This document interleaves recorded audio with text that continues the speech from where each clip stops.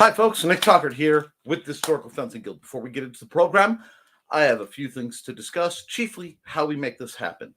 Folks like Don Dulas, Off in the Woods, Ron Rain, Frog G, Bladed Thesis, Brian K. Moore, Cindy Kep, Steve Augusto. I still have to fix that. And Angelina Vaquera Link. I hope I'm saying your name right. Thank you so much for making my broadcasting possible. Today's a little odd because I literally only skated in minutes ago to be able to do the stream. I had a rather distant medical appointment, and I don't think anyone expected there to be that many x-rays and things to deal with. So it both took a lot out of me and has taken a lot of my time. So I apologize coming in a little spicy. We are also made possible by sales of the Simple Sword, the Fighting Axe, and the Simple Spear, all part of my ongoing series of Western martial arts manuals designed to help you go from having never handled a sword to teaching the art to others. Now, as always, we have to thank our good friends over at the Independent Creator Directory. That's IndieCD.org. Oh, that's how you financially thank them. Where did it go? There we go. That's IndieCD.org. If you use this link combined with this secret code podcast 1, you can get your lifetime membership for half off for the first 100 people who sign up, and those numbers are going rather quickly. Hi there, Thesis. So today we've got a lot on the plate. Forgive me if I'm a little scattered. I have some stuff going on, having just run in. Today may run a little short. As I said, I'm dealing with a good deal amount of pain from dealing with things. And we don't have a very large audience. No offense to Thesis and anyone who comes in. Most of my audience, the regulars, are enjoying HalloCon in Dalton, Georgia, as part of celebrating the upcoming Halloween festivals. And I hope everyone has a great time with that. As is tradition, usually around this time of year, I do get into monster fighting as a tongue-in-cheek. That's because, Sarah, hi. This is my other channel. I have 2 YouTube channels. You normally find me on at Nicholas Talkert. The Historical Fencing Guild channel stuff is kept completely separate on its own channel at the Historical Fencing Guild. So that's how you would follow me there. You are fine following me anywhere on. Yes, it is one of the a few times that so many of the Nevermorians from my morning show on my other channel are in that one area. It's really cool. I envy all of them. They are having a blast, and I'm here for it. Hello, Kitty. I hope you're having a lovely evening, too. Now, I want to talk going into today's chatting about the axe a bit. This is the time of year where people ask where, what monster fighting, etc. I'm going to say the axe is a great choice, but a great axe is a misnomer in that something people don't understand. When they think great axe. Oh, Kitty, I have absolute love for the rope dart. I just don't have current skill in it. And this is where I get to do something that you almost only see on shows. Oh, we don't need podcast 1 anymore. Give me just a second to fix that. There we go. Online. I can say, I don't know. But we basically need to get you on to do a full discussion about the rope dart, its applications and uses. I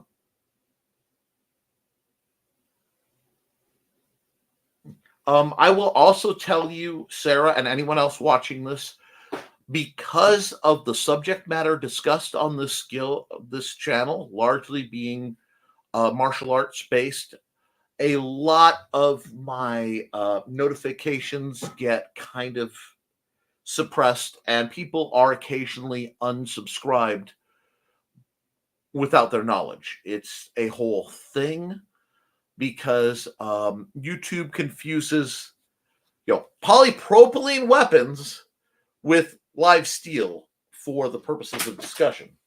Now, this is a polypropylene axe that I got. I want to say this is another Wu Jiao, but I can't find the funky maker's mark. And I got this as a gift.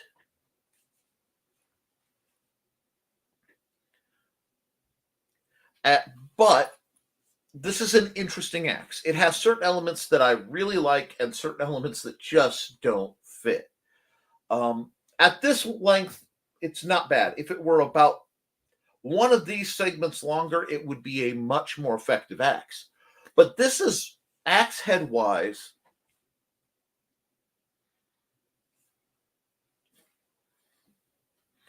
Axe head wise, it was. This is about as big. Now, you may have a longer beard where it's shaped and coming down, but again, not a lot longer. When you see the fantasy depictions of a great axe, ironically, the handles are usually too short and the axe heads are far too large because it becomes a matter of leverage.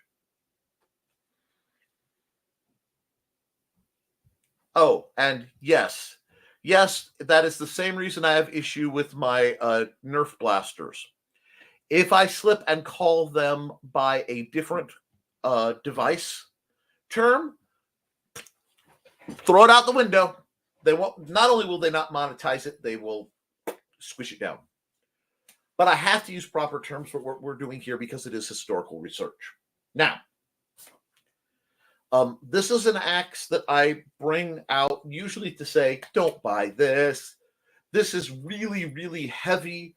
The point is really, really sharp relative to what we do. You could literally, with this trainer, do a great deal of harm. That being said, it from a visual standpoint, it is a wonderful, there goes the mouse, a wonderful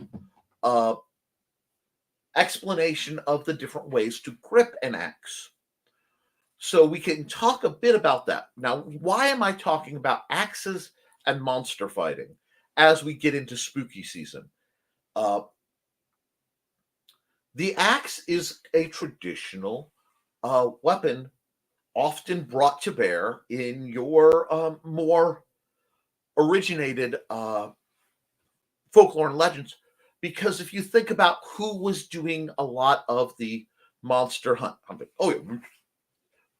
look, I'm reverse gripping it for Johnny. It makes about that much sense. What an axe is a wonderful force multiplier.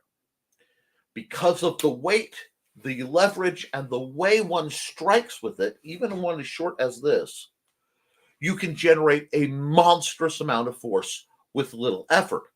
Now, a great axe, and yes, this is obviously very cartoony, but it serves to show the purpose of this.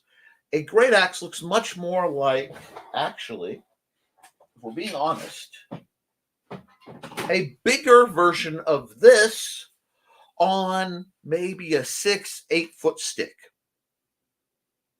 Because what you want when you think about force is you want to be able to take as much force and condense it on as small a target as possible. Therefore, two ways to get something to hit harder. Make it heavier or make it faster. Well, 3, if you're really smart, and you make the target area smaller. So this is how you're going to get a lot of force. Most axes would not have the spur, and the reason they would not have the spur is the nature in which an axe is forged. Oh, I thought that was muted.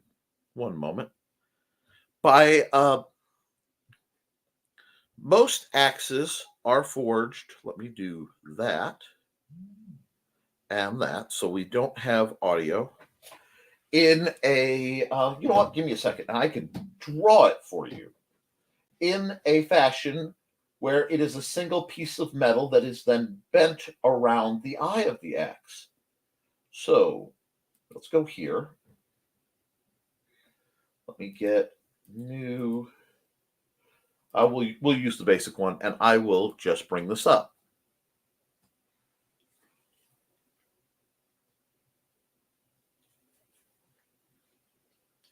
Okay. Sorry. And I am sorry if I freeze. Oh, we have storms coming in on top of everything else. Yes, I've seen that guy using an axe on a chain.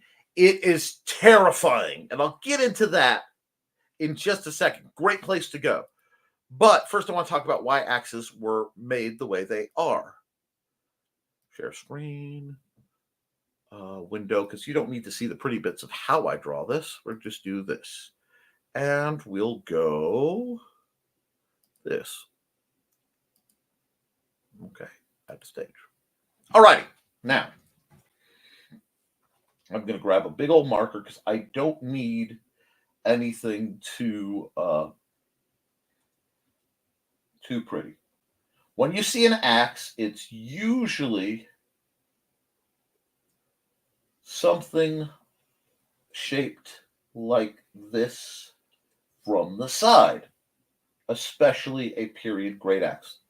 While my hand's slightly shaky due to the hour and the fact that I missed my 8 o'clock meds, okay, that's actually far better than it has any right to be. Oh, I'm in freeze and flight mode. Okay, I'm sorry. Well, anytime.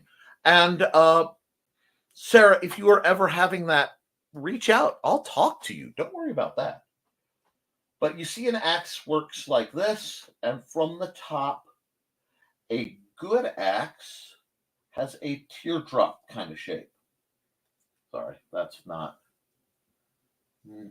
quite how I want that to look. So I'm going to just and make that hard. I don't need that kind of hassle. There we go. All righty. Second again. Handle, wedge, flat part, wrap, concave. There are a lot of axes, but most axes you encounter are going to be built something along the lines of this. Now, the reason for that is that if I do this, yeah, that makes it easier to see. Okay? And we'll just do that. And what I am doing is setting it up so you can basically see what you're seeing. This is designed to get as narrow and then slowly spread without catching. Because what you want, especially in a felling axe, is something that is not going to snag up in the middle. Many modern tomahawks that you buy will actually stop at the handle. Oh, thank you. But for more power to your axe, so you want this. What you see depicted are often heads that look either, let me get my black back, thank you, like this, if they're one-sided, which is very blunt, or you get the modern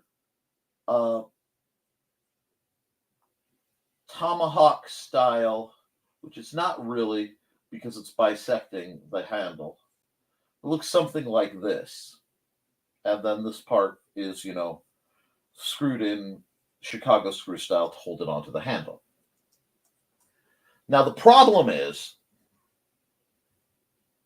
you don't want this because that's not going to penetrate. That will make it pop. So in a splitting maul,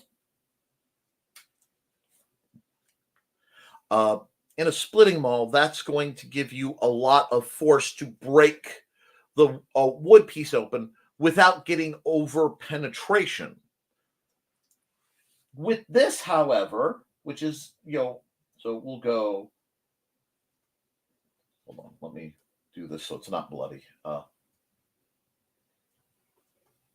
Felling, splitting. Oops.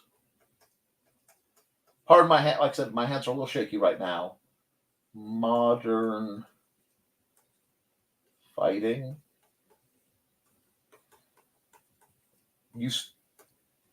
You see this a lot, and this is just mass production. But the problem is right in here. Now, this does prevent over-penetration, which means for cutting into meat, you're taking essentially a knife, putting it on a longer stick, and just whacking the pea mortar stuffings. This is very effective. However, you won't get the kind of deep penetration that you would get, and it's more likely to bind up and be damaged if you use the axe as anything but a weapon.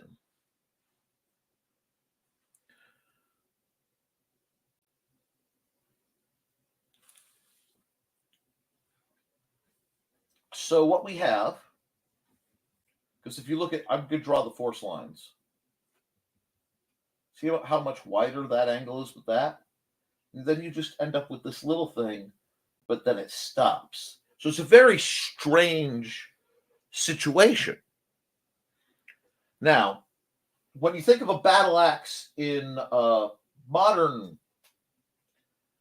fantasy, you often see the double-bladed, hold on. It's going to look very dwarven, which, I'm sure Johnny is going to be disgusted by, and that's okay. You see this guy a lot.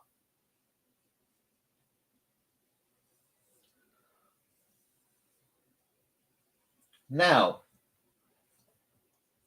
the problem with this is if this is about 4 foot long overall, I'll grab the white, sorry. This is a heavy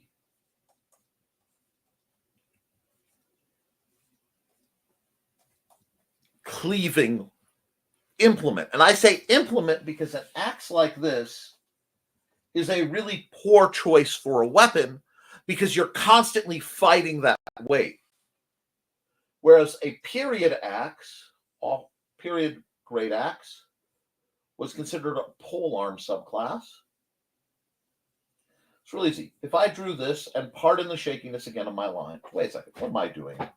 I have ways to cheat. This is why we have tools, my friends. Let me make my life a little easier. Here we go. Okay, here we go. Okay. Now, a period axe would look more like this. And oftentimes it had this kind of spur to the front.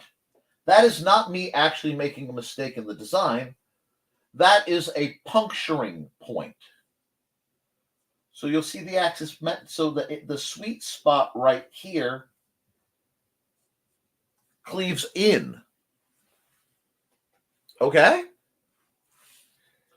Now the trick is you get a lot of speed from this device because of the leverage. So if your hand is here and here, here, let's do it like this.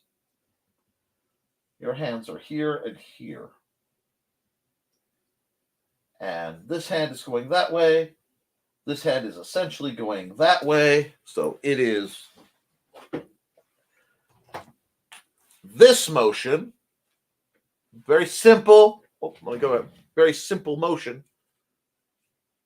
And I gave a spoiler for my problem with the chain axe. This kind of thing. When the axe is 5 feet long, that axe head, to keep the top in line with the bottom as a single solid unit, is going very, very fast. So this mass is moving incredibly quickly. It's edged to a point. This is a devastating weapon.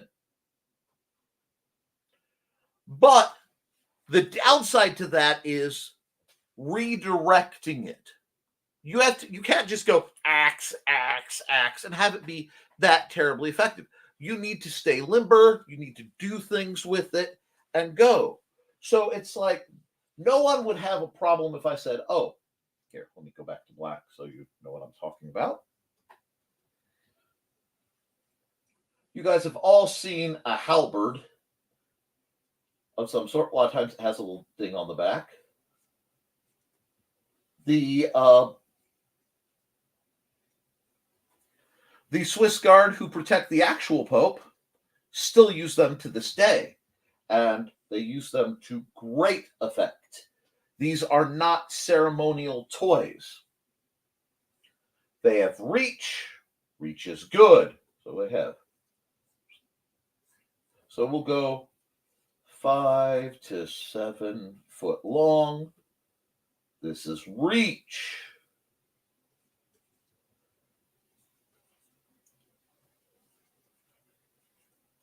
A deep cut, deep thrust.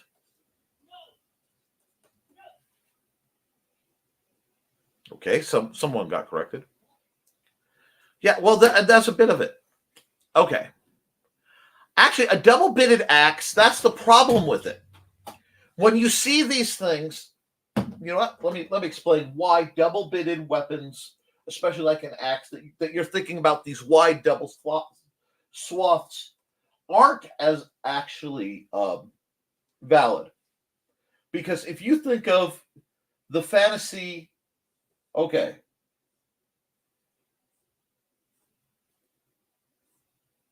Here is our circle guy dwarf, right? Oh, wait, here. Give him a beard so you know he's a dwarf. If he is hacking, I want to switch colors, in a path with his axe that goes like this. So we're not going to worry about his arms or how he's doing it, but he's got his axe going back and forth, right? In the aforementioned throng of enemies, that is fine if he is by himself. Okay? Oh, no. It's not no room for momentum. The problem is, this is just driving me nuts. There we go. Now we have enough dwarf to dwarf. He's kind of a Rayman dwarf, but we'll work on it. It's okay. It is late in the day, and my nerves are firing off. If he's by himself, okay, so we're going to get two scenarios.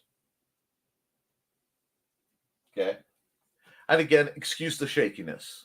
Yes, and the possibility of hitting his own people. If he's hacking this is our dwarf, here's his beard. Here's his arc of attack. He's just, stay back, whackety, whackety, whackety. Couple things. One, yeah, he's engaging his opponents, but his buddies are now, even if they're not being hit, they're being threatened so that it might tangle their weapons. That's not something you want. The other thing is, when you hit something with an axe, there is a tremendous amount of recoil. So if I'm splitting wood, oh, hi. Oh, their SIG SG 550s are definitely locked. Absolutely, Rex. I didn't see you come in. But whenever you have a back of a weapon like this, you run the risk of gigging yourself. Because if you hit a very stout piece of wood, like, oak, dense old woods, mahogany, something with some weight to it. You're going to cleave into it, right? And it's going to often bounce right back. There's a lot of bounce that comes back after the impact. That's why you don't drive an axe down. What do I mean? Hold on. I need a little bit more room here. Hi. When you're using an axe, you hit, you let the flow, and you understand that it's going to, just thought Mr. T for T-Rex. Dear Lord, I just made myself cringe. It happens. It can bounce back, and unexpectedly. So you don't want a point coming at you that extends further than you can catch. Now, there were double-bladed axes. Those are felling axes, and the idea is you have to remember that sharpness is a resource when you are in a survival situation, when you are a lumberjack, when you're falling. You don't want to stop and sharpen your axe when it dulls. So many times what you would see with a double bit axe is hit, flip, hit, flip, hit, flip, and that way you're prolonging the sharpness.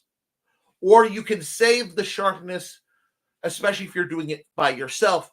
Do a lot of the big chopping with one end, and when you need to do the limbing to cut off the smaller pieces, and that sometimes needs a very sharp axe to come against the grain of the tree, so downward into the hooks to get the branches to come off, and you're chopping down, you want that to be sharp.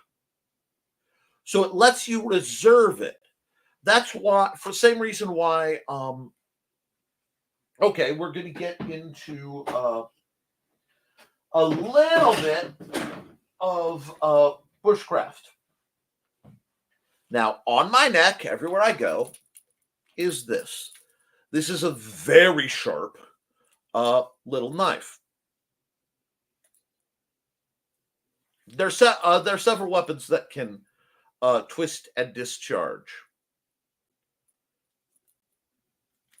Double-sided, yeah. If I'm in a survival situation, I would have a very sharp knife like this on my neck, and then I would have a larger, I don't want to say more blunt, but I'm not preserving the extreme sharpness, work knife on my belt. Okay? So I would be wearing this and then up on my neck and use this for fine carving details, maybe food prep where I don't want to risk the sharpness, meticulous things, skinning, things like that. And then I would have a larger knife, and I was going to show you something about the length, but I don't have one in reach right now, that you would use to do the more blunt knife work. Maybe you're batoning with it. There are a lot of options. You are talking size. And I have some. Hold on. What you are talking about, my dear Sarah, probably is a weapon that looks, hold on. Let me get this back here. Like this. They're carried by Elektra in the comics and Raphael, the Ninja Turtle, in the comics, as well as everything else a Ninja Turtle is. These are customarily not sharp. They are very, very pointy. And they do catch things very well. Oh, it's my pleasure. Yes, Elektra. The problem with that is you'll see tridents and assorted fork-like items rigged up on the end of poles. So as pole arms, designed to, if not disarm fully, And what that will often do is somebody with something like this would catch, okay, so you have a pole arm. It could be, we'll just make it a very cheesy partisan, a spear. And I'm deliberately not drawing this complex. Person A, possibly even from the back row, so you have front row, front rank, second rank, shield, and we'll give them an axe because we've been talking about axes. And again, we're keeping everything super simple. They may reach out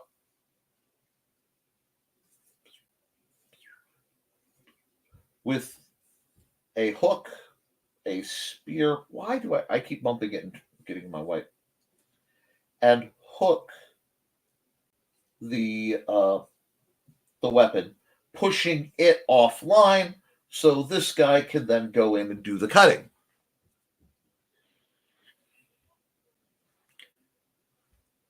And yes, get their trajectory off kilter. Using a side can be used as a disarm.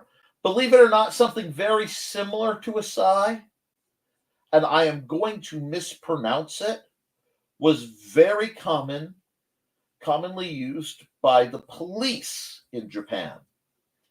And it's basically a baton with one little catch, and it's spelled Jite, I think. G. Let's see. So that would be. Yeah, my Japanese is rusty, so yeah, Jite. But it has a weapon catch here, but this again is just a round rod. Why? Because weapons like that aren't meant for warfare. Weapons, especially like this guy right here, are meant for the police. And yes, you wouldn't try to catch the axe head. You want to catch behind the handle, just like disarms. If at all possible, you want to get a hold of the handle or the hand wielding it, not the weapon, the bladed nasty bit of the weapon. So you have this offset. Oh, no, you're fine. You guys are fine. This is great engagement. We're getting information. Kitty's learning things or hearing about things. If anything is said wrong, I know Rex, if he's available, will definitely charge forward and say some things. So we can rely on this as a reasonable resource. See? Now, excuse me. I am Rex/Al, and I say this with the highest praise possible. You have that perfect, if Dr. Doom were real and as moral as he can be written, energy sometimes. And I love that for you.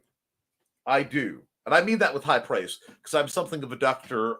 Doom fan the more I've studied his lore. But because at least he's honest about what he's doing. Now, let's get another one of these going.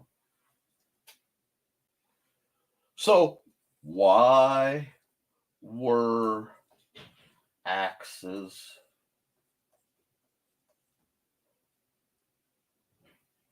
used to hunt monsters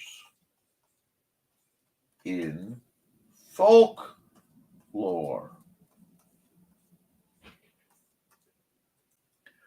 I'll tell you why. Yes. And we could get into that. You see, no. Dr. Doom did nothing wrong. Furthermore, I see Black Panther as a wannabe Dr. Doom. That's one of my spicy takes. People can come at me about that. But yeah, the difference is Dr. Doom is actually competent. Anyway, I want you guys to think. Old Frankenstein has been running amok. You know, the angry mob is coming. What do you see in the angry mob? Let's go through the list. Torches. Why? Dark, bad. Fire, good. Right? Yeah. Fire, good. Yes. Pitchforks.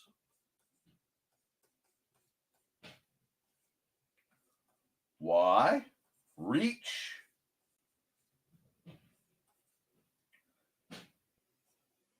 And restraint. What do I mean by restraint? A pitchfork is the poor man's boar spear. The boar spear, this allows you to stab something and keep it out of your reach, theoretically. And then, distant thing, you see axes. Strong, familiar,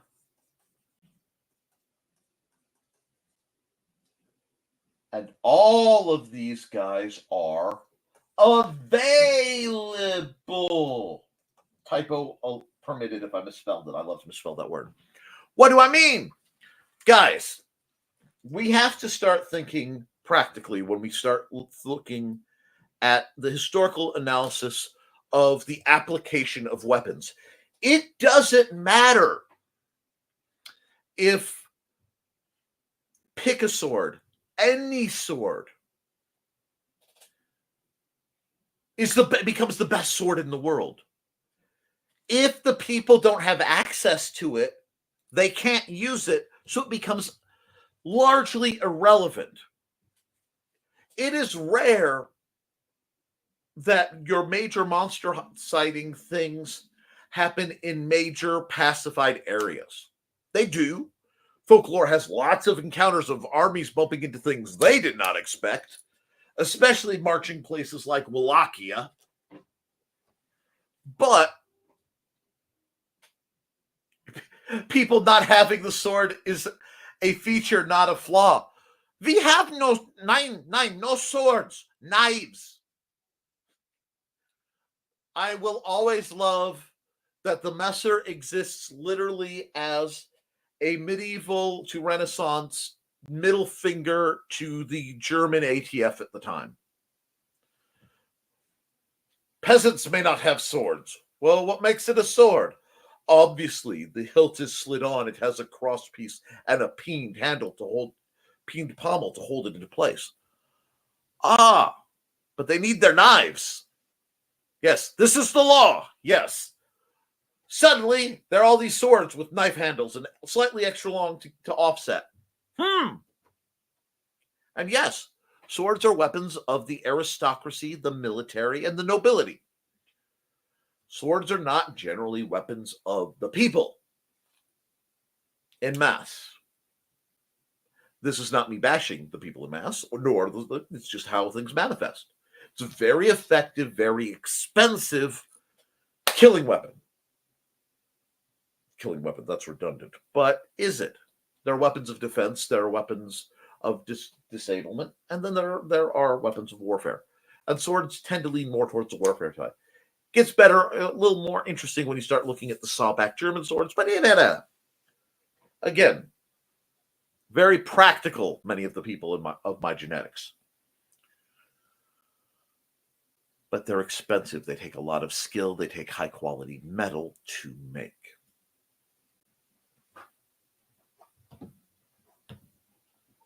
We are going to skip over the Japanese pot metal that they try to say is special, when really it's just garbage metal that has lots of impurities. That's why they had to learn to fold it so many times to get the garbage impurities out to get a processed enough steel to work. We're not going to go down that rabbit hole. We're going back into the peasants, or we're going to say common folk.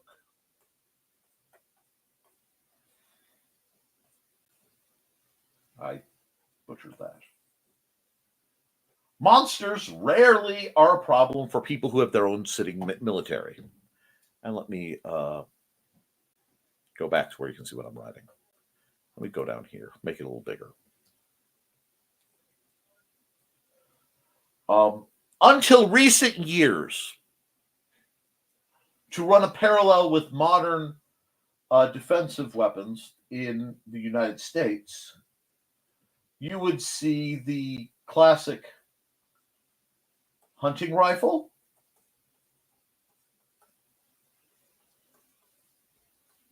and shotgun.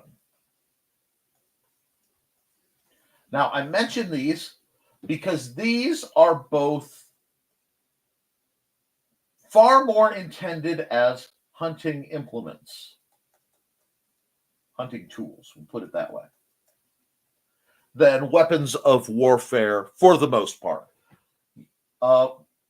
We can say, we don't care about your Geneva Convention, we like our shotguns, being Americans, and we can say that this evolves later.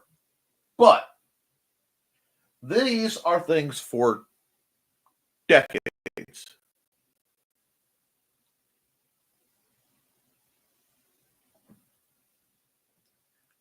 Weapons of warfare, like a 1911 pistol.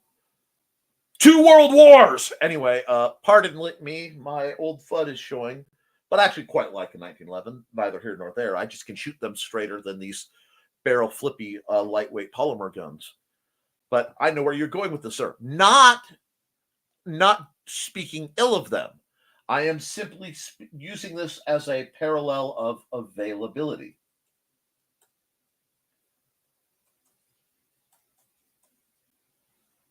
Okay.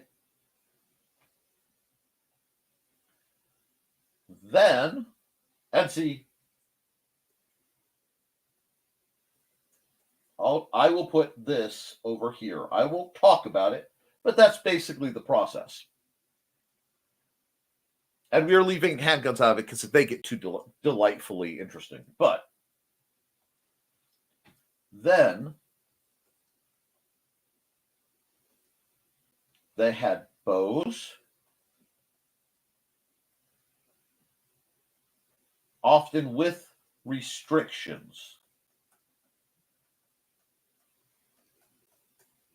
Many countries, especially outside of England, limited the kinds of bows people could have. Common people could only have bows that were relatively lightweight, often referred to as birding bows, so that they could hunt for themselves where it was legal and hunt what they were allowed to do. But many times not to hunt deer, because deer belong to the nobility. Usually. It gets weird. I'm going to put knives over here because knives are good. Knives are always good. We like knives. But then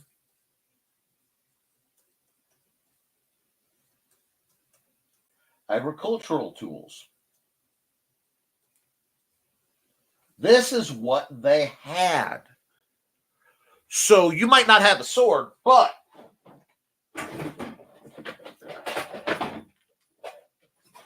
probably had something like this. You probably had a sickle. Heck, I have, I think, 2 live steel actual sickles. That one that's in pretty good shape, one that's an absolute disaster. That's my winter. As I get feeling better, I want to restore it into something viable. So they had these, but these are still relatively short weapons. Okay, it's close range. If something is going bump in the woods and you don't know what it is, you want long range. Now, spears happen. spears, axes, and pitchforks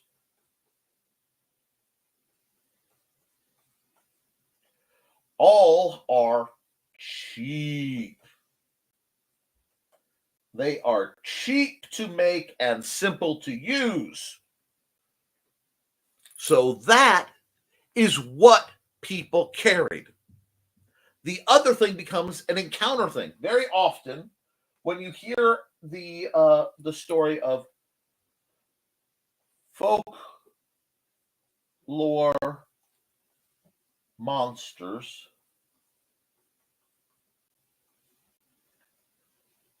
live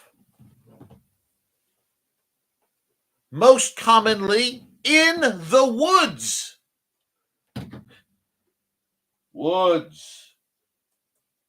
The forest, which is a real forest, is very different from the light woods you're used to hiking. A vibrant, living forest wants to kill you and everything else. They are naturally aggressive. Hi, Dusty. Yes, I'm actually restoring 2 of them. I find them to be very effective and so much quieter than those horrific weed whackers. I despise the sound of weed whackers. I have several of them. I use them, but I dislike them. Okay. So, who goes in the woods? Woodsman. This sounds so childlike and serious. But the guys who are going farthest into the woods, deepest, are essentially lumberjacks. They're the guys who are going to harvest wood for firewood, to harvest trees for lumber. These are the ones who are going in the woods. So what are they carrying on their person? A knife like this, not a reach weapon. A knife, a large knife, a working knife. You can defend yourself with it, but they're carrying an axe. Depending on the type, it's usually, especially if they're a bit more exploratory, it's usually a slightly lighter axe. There's a reason why what we still sell to this day as a boy's axe exists.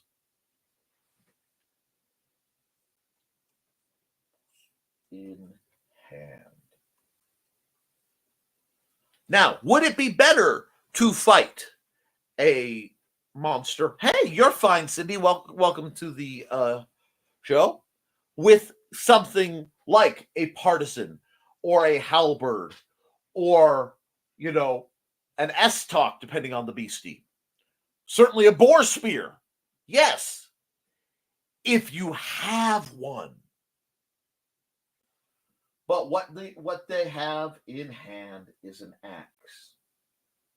And not just an axe, a tool purposed axe.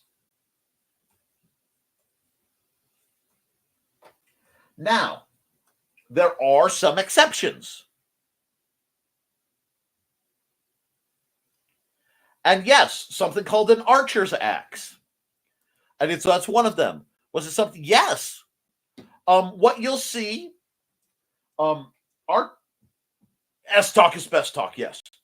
Now, I will say, because Al is in the chat, I will say I am not neglecting the shovel as a weapon. There are certain types of guardsmen who would be very annoyed with me if I did. But I'm not neglecting it. I'm just not focusing on it conceptually right now. That was something people carried.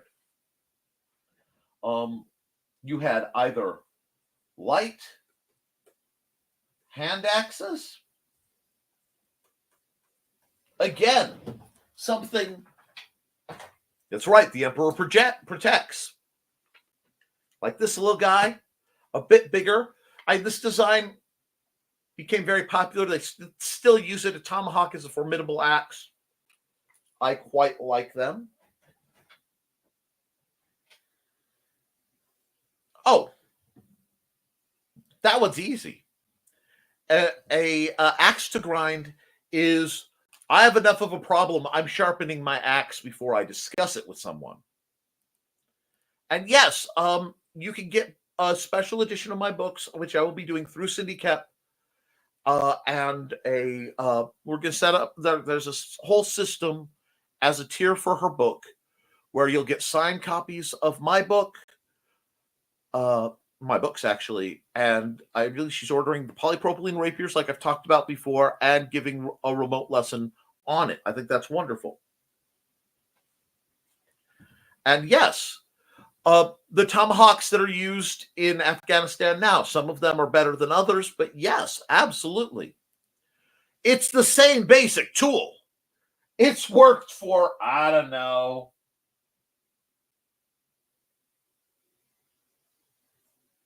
a few hundred, when you start looking at 100K years, for sure, an axe is a very early implement. But the other thing we have, and I'm going to get into it, it's one of my favorite axes that there are actual manuals for, and I would like to get them, is what's called and I believe, focus.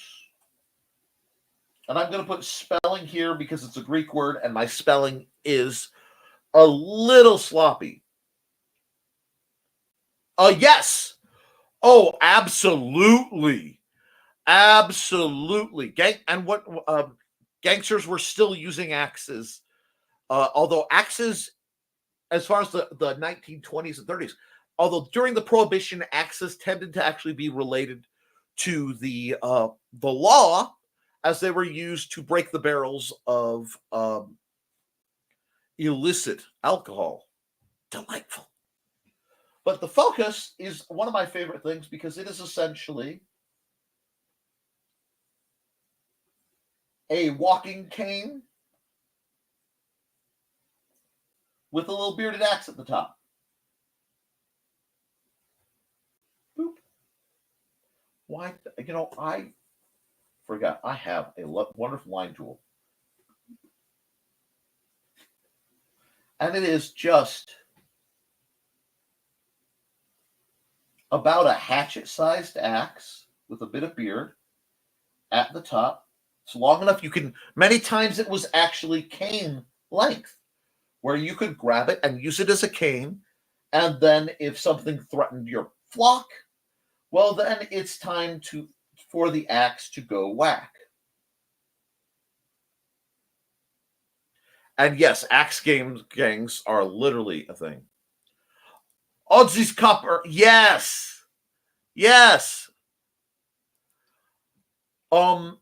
This style of axe was also totally, one of those independent,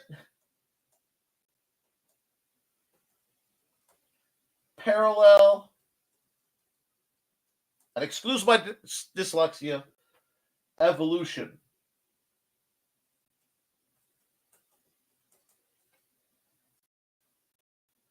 The Japanese, and there is one I would love to buy for my wife, had a mountaineering or hiking axe that did the same thing and was built almost exactly the same way.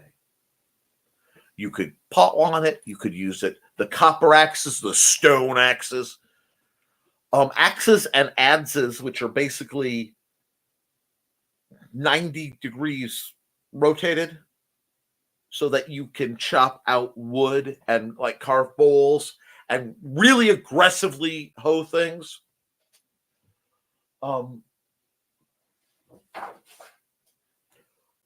Whoops, I don't need that. Greece. Japan. People will come to the same basic idea time and time again, to the point that you can buy the M48, if you care to trust it, version on Amazon of basically the exact same implement. Ho, ho, whoa! Yes. Because many Asian, what we think of as an Asian hoe, were very axe-like, often with a single edge, slight curve, and then the handle would go this way. And it would be used just like a hoe, but aggressive. They're fascinating tools. They are fascinating attitudes because you need something much more aggressive, much more mattock-like if you're going to hoe through rocky, dense, volcanic soil like you find in many regions of, say, Japan.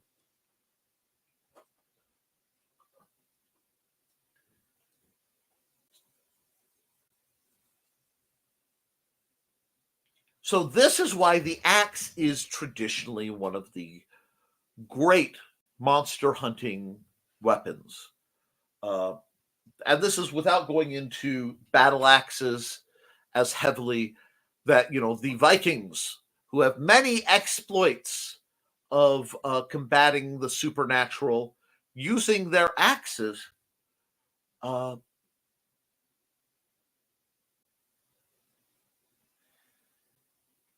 made so prevalent that we identify the Vikings many times more with a battle axe, a usually bearded battle axe, than we do with the swords that they are also identified with. And when you look at the Viking swords, just to be a bit of a fink on the same theory,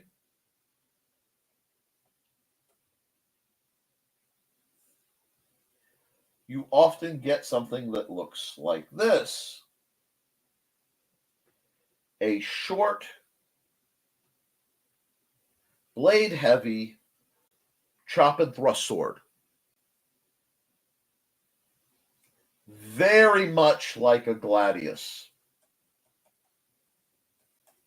But people get cranky when you mention that some of the Germanic tribes probably got their sword design from the Romans. They get cranky. So I'm not saying that. I'm just saying that is theorized by some. What does this all go? Why have I gone on this nearly hour-long journey about the axe for monster fighting? There's a practical side, and I want to wrap into the practical side now. I understand, Al. I understand.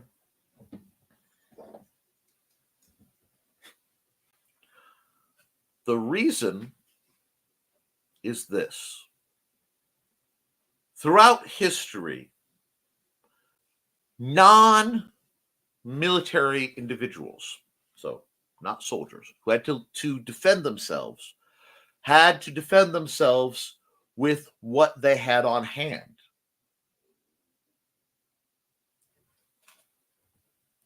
I know,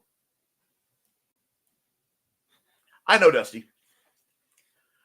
I have some opinions on Spanish swordsmen and just how good they are. The Romans stole everything. That's what they do. They take it. They go, this is a good idea. We accept your idea into the great Roman Empire. Now, why do I say this? I know people who want to train with simulators and things for different styles of combat that they in no way have access to. And while it can be done for recreation, I do sword fighting. I understand the recreation side of this.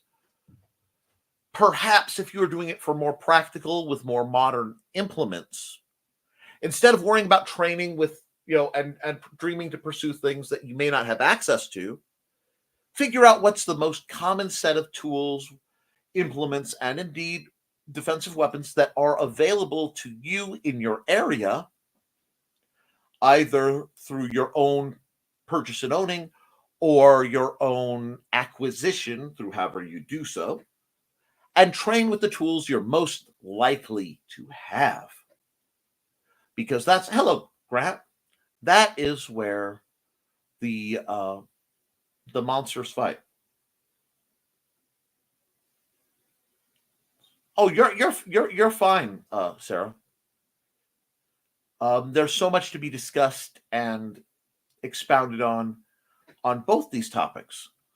But poor Grant came in right as I am going to wrap up because I am hitting the line where I need to eat something and I need to take some medicine that I delayed an hour because of this broadcast. So, guys, thank you for coming out. Grant, throw your links. I really wish my friend Michael Odin had been here. What I really need to do is get this is just an hour-long thing, and I need my meds. But I want to get Al and Michael Odin in the same place to discuss some good things. No, you didn't, Grant. Trust me, anyone as dedicated to cryptids as you are is somebody who's all right in my book. But guys, thank you for coming out to the show. I have some new equipment that I will be able to use soon to make a different type of broadcasts. I'm really looking forward to it. Oh no, you didn't. No one got the jitters. Everything's fine. And yeah, I want to get you to because you will really enjoy it. Michael Odin is the insane history nut who did SPQR's Bizarre Adventure as a comic, detailing Julius Caesar's, I believe, rise, if it were written as a JoJo's Bizarre Adventure. And I think he's doing a sequel about Hannibal. But right now he's working on his Not Spider-Man edition comic. That being said, guys, keep drawing, sorry, that's wrong. And that's the wrong sign off. Keep your guard up, do your drills. Yes, Julius, he does. He completely does. Keep your guard up. Do your drills. Be kind to yourself and each other. And as always, friends, thank you for supporting your local Swordmaster. I will be back next week and hopefully very soon doing pre-recorded materials because the temperature has dropped. I'm getting some things done. And depending on how these rather epic health battles I've been dealing with behind the scene go, it could get real awesome. And if I can't, I'll use similar tools to give you almost a POV when I do some crafting videos. So I'm looking forward to this. Stick around. Be sure to hit up the Patreon. Those who are patrons, if you have requests, ask me directly or ask me on Patreon, and I will discuss subjects of your desire on any of these live streams. Chat folks, thank you for chatting. If you missed the show and you want to be able to, you have more questions, hit me up in the chat. We can go from there. You can always look me up on IndieCD.org/about Nicholas Talker for more information on me. If you want to learn how to sword fight and don't know how yet, my book is great. And I know the world's a little spooky now. I'll probably be doing a revisitation on basic line tactics and shield walls.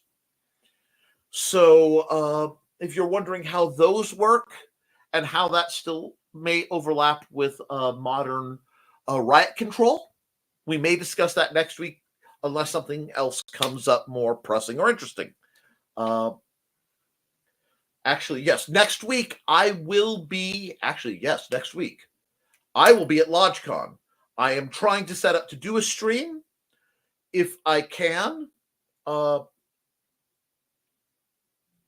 I will. If I can't, we may miss next week due to the fact that I will be at LodgeCon in Peatone, Illinois, which is free to attend, $10 to game. It's a beautiful gaming convention, family friendly, great site, huge vendor hall. But thank you all for coming out. I love you and you should too. I'll see you next week. Toodles, folks.